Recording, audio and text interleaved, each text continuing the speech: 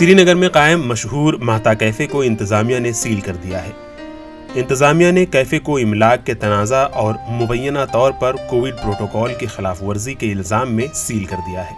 दरअसल महता कैफ़े महता ख़ानदान की मिल्कियत है, जो 3 नस्लों पर मुहित 100 साल से कश्मीर में है।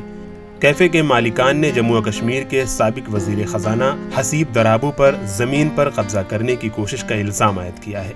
श्रीनगर से आबिद हुसैन की रिपोर्ट।